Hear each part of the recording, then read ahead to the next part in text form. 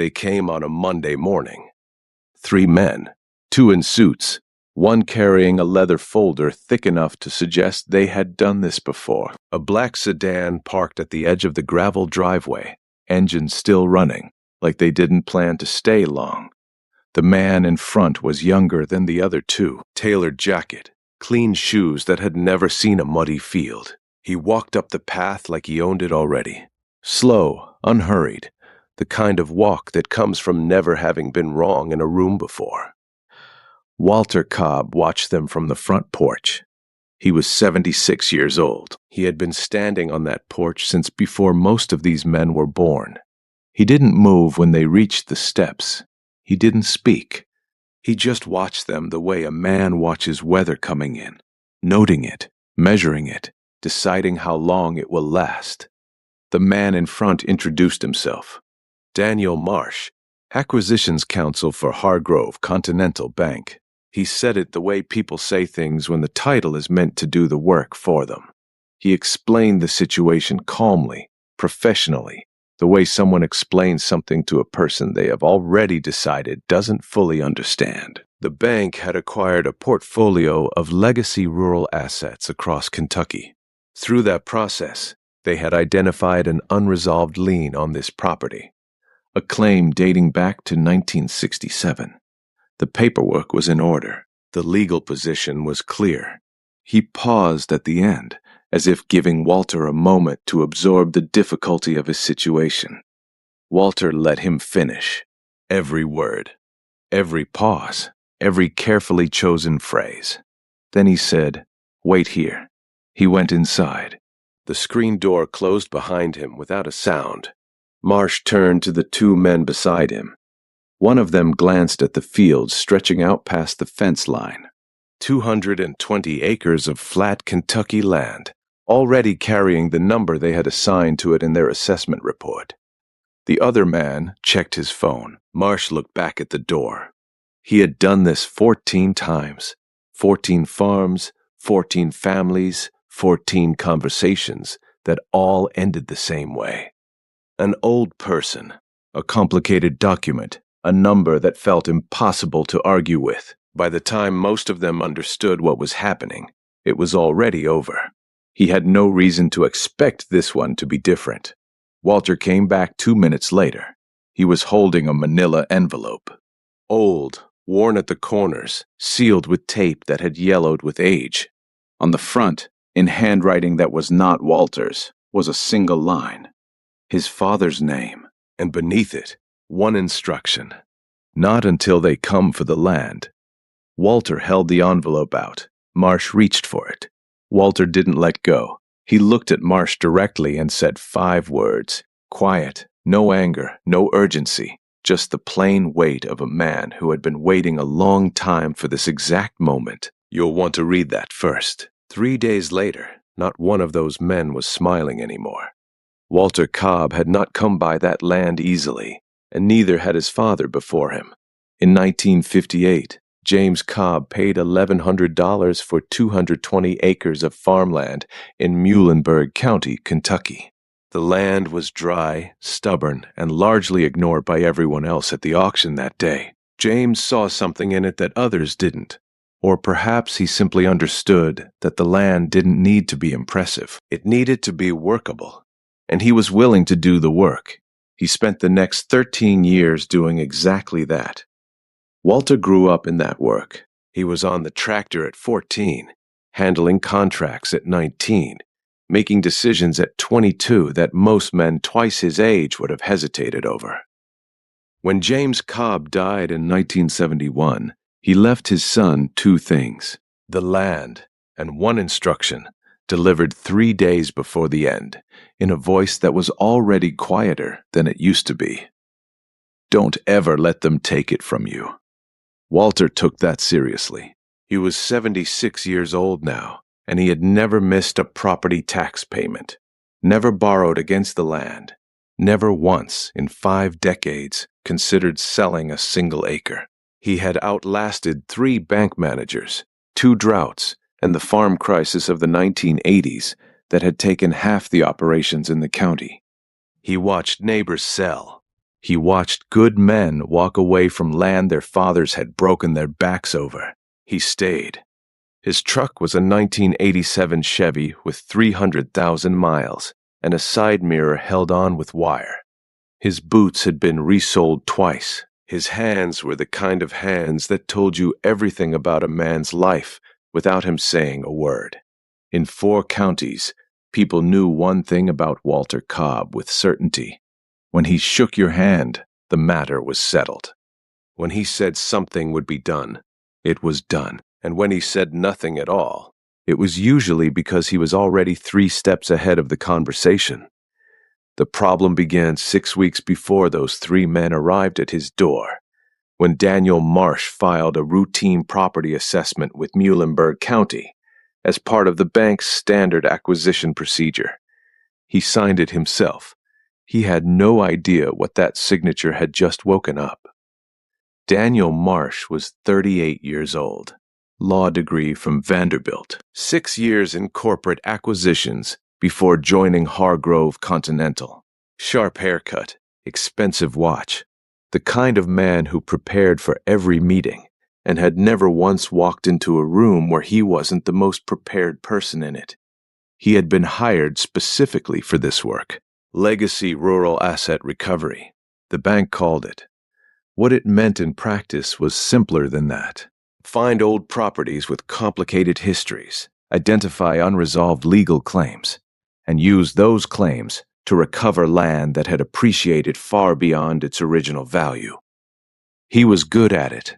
14 cases in 8 months. Not one family had made it to a courtroom. When Hargrove Continental's system flagged the Cobb property, Marsh reviewed the file personally. 220 acres in Muhlenberg County. Current assessed value, $3.8 million.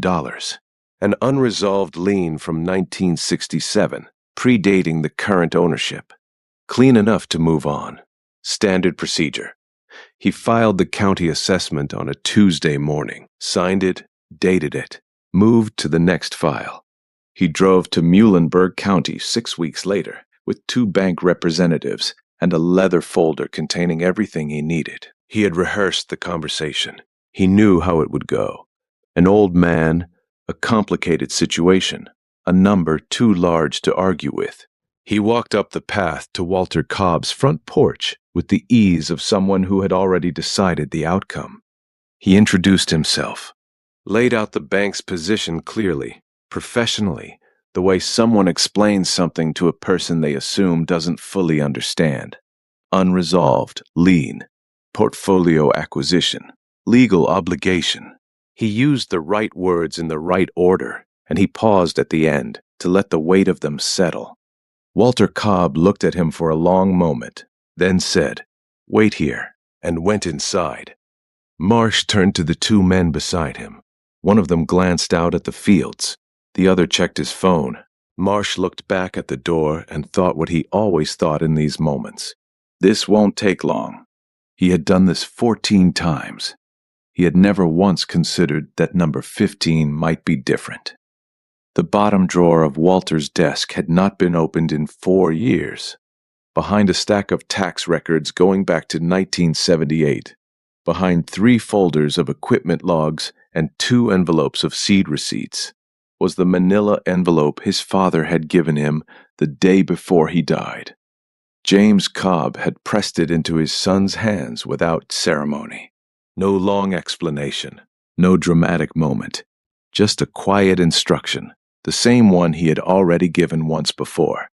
Don't open it until a bank comes to take something. Walter had carried that instruction for 54 years. He had paid his taxes every year. He had kept every record. He had maintained the land the way his father had taught him, not because someone was watching, but because that was what the land deserved. And every year, without fail, he looked at that envelope in the bottom drawer and left it exactly where it was, because no one had come yet, until now. He carried it to the kitchen table and opened it carefully, the tape cracking apart after decades of stillness. Inside were 3 things: a brass land seal, a folded letter in his father's handwriting, and one yellow document dated March 7th, 1967. He read it slowly.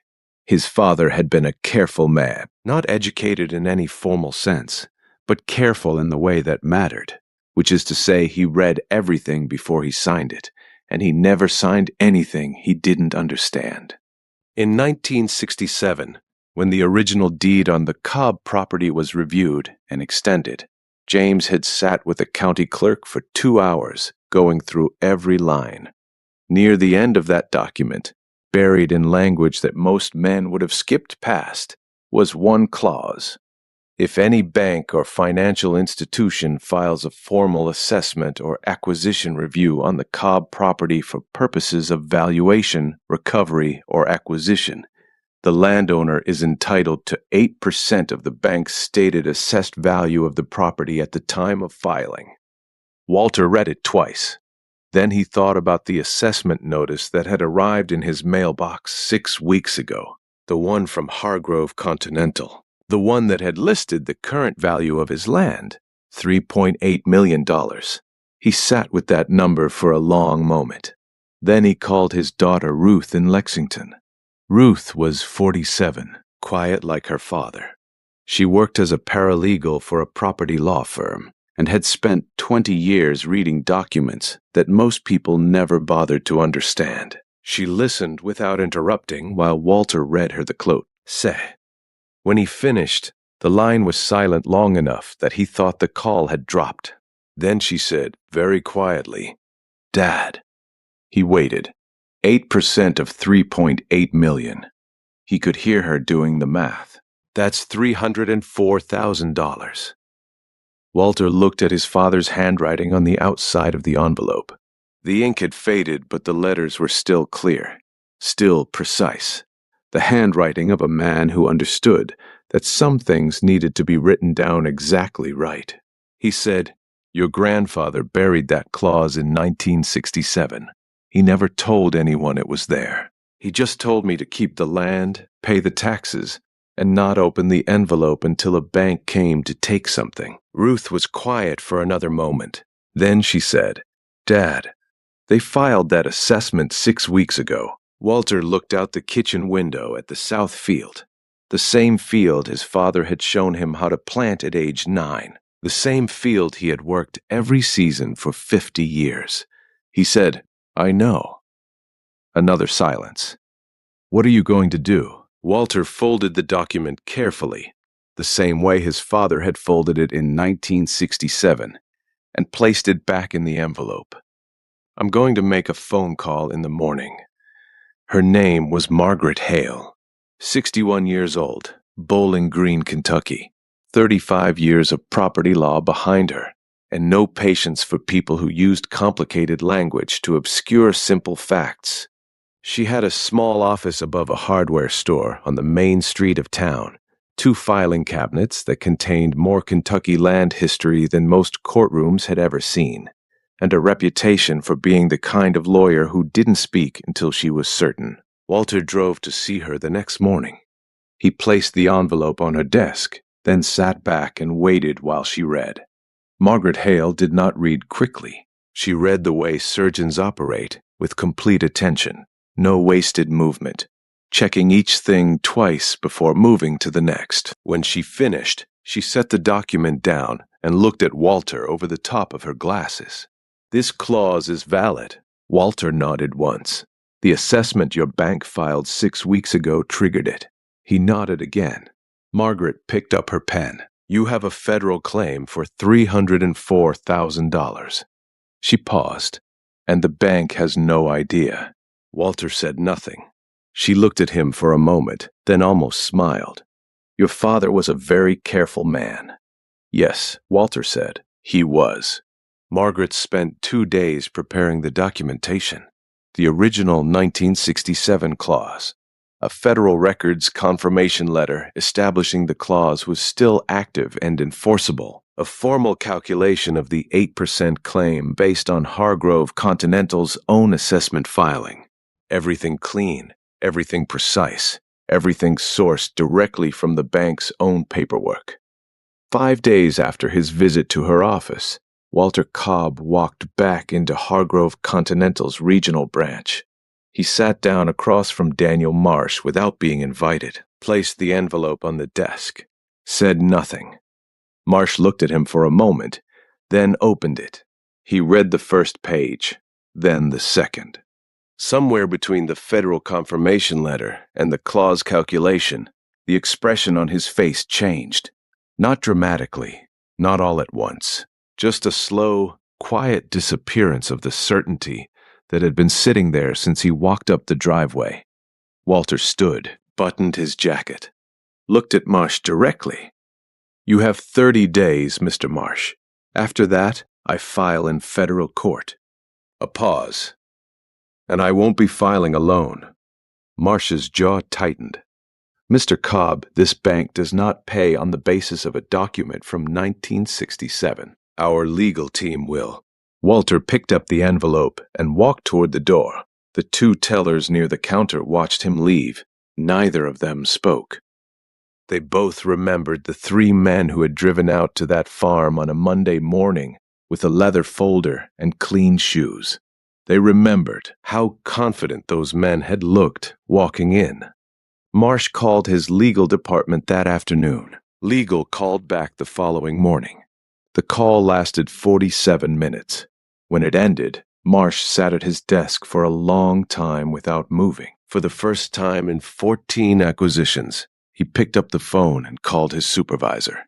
What happened in that Nashville courtroom 3 weeks later, Daniel Marsh would spend years trying to forget. Federal Court, Nashville, Thursday morning in November. The courtroom had high ceilings, wood-paneled walls, and the particular silence of a place where words carried consequences. A flag in the corner, slightly faded. Benches worn smooth from decades of people sitting in them, waiting for things to be decided. Hargrove Continental arrived first. 3 lawyers, 2 junior associates, carrying matching leather folders, and at the center of the group, Clifton Gray, senior litigation partner, 20 years of corporate law.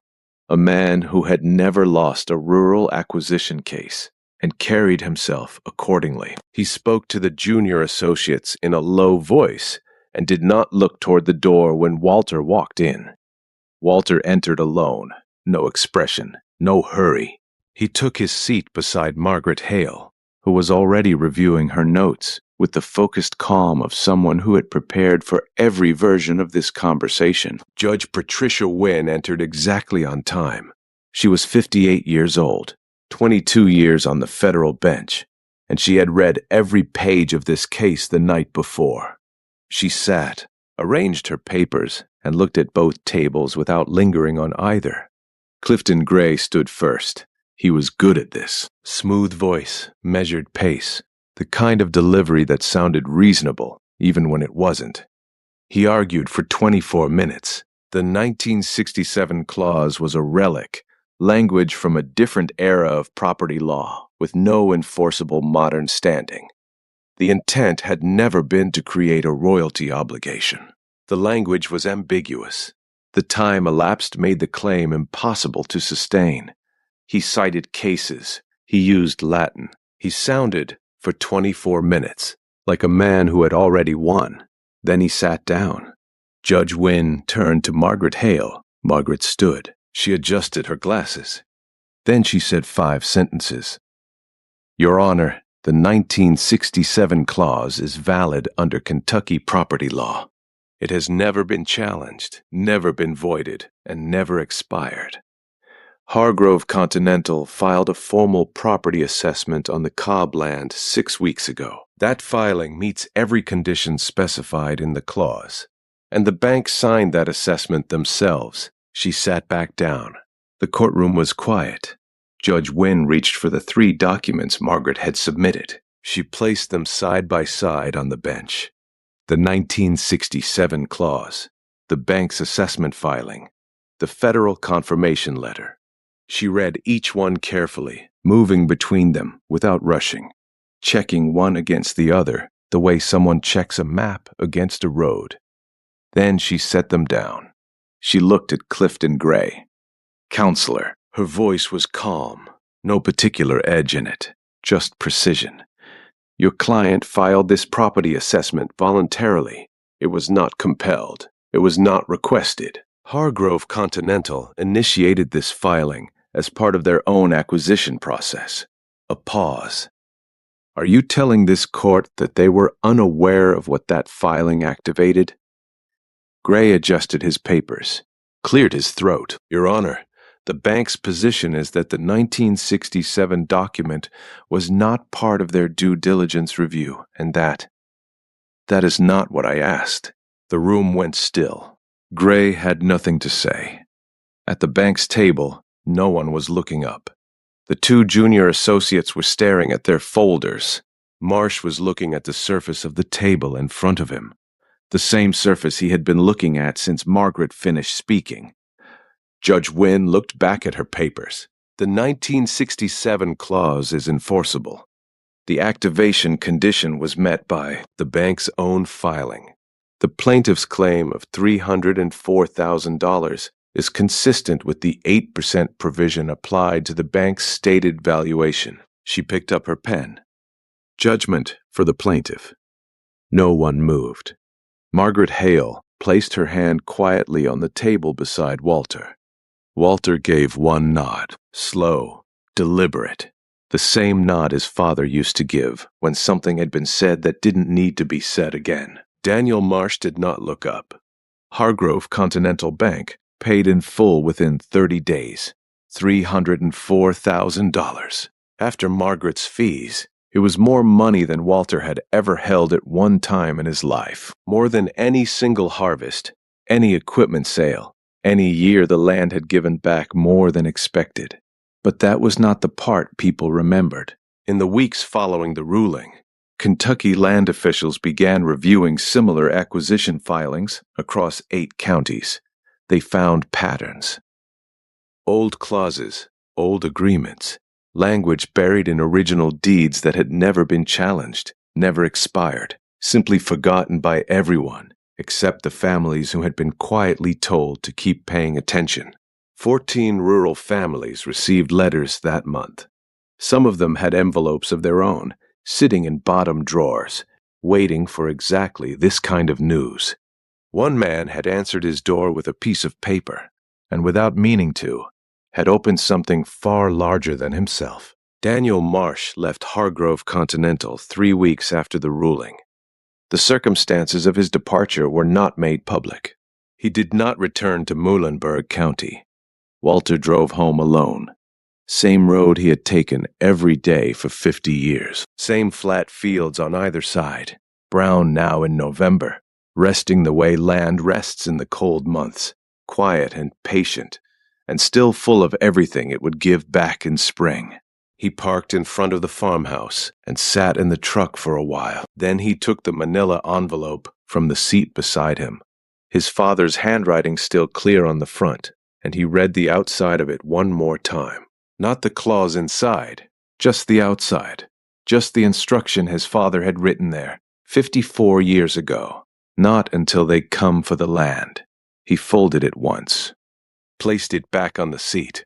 Then he got out of the truck and walked past the old fence his father had built by hand in 1961, past the barn he had raised himself in 1978, the summer Dorothy was pregnant with Ruth, and they worked every evening until the light was gone, past the creek his father had shown him how to read, how to know by its sound whether the water table was holding, all the way to the south field, to the oak tree at the far edge, the one his father had planted the year he bought the land, not because anyone told him to, just because he believed the land deserved something permanent. Beneath that tree, marked by a plain stone with no decoration, was where James Cobb had been buried in 1971. Walter stood there in the November wind for a long time. The fields around him were quiet. The sky was the low gray color it gets in Kentucky in late autumn, heavy and close, like it's listening. He looked at the stone for a while. Then he said the only words that mattered. "You never needed to see it, Dad. You just needed to make sure I was ready when they came." He stood there a moment longer. Then he turned and walked back toward the farmhouse, past the creek, past the barn, past the fence his father had built by hand. The land was still there, all 220 acres of it, the same as it had always been, the same as it would be after him and after Ruth and after whoever came next to keep the promise James Cobb had made in 1958 when he paid $1,100 for a piece of stubborn Kentucky ground that nobody else wanted. Some men build things they will never see finished. They plant trees they will never sit under. They write clauses into documents that will not matter for 50 years, and they trust, without any guarantee, without any certainty, that the right person will be standing in the right place when the time finally comes. James Cobb never saw a courtroom, never filed a claim, never collected $1 from the land beyond what the harvest gave him. He simply made sure his son would be ready, and his son was. If this story meant something to you, subscribe, because next week, a 79-year-old woman in rural Mississippi walks into court alone. She has never hired a lawyer in her life, but she kept every letter the bank ever sent her, every single one, going back 31 years. And what she found inside one of them changed everything. We will see you there.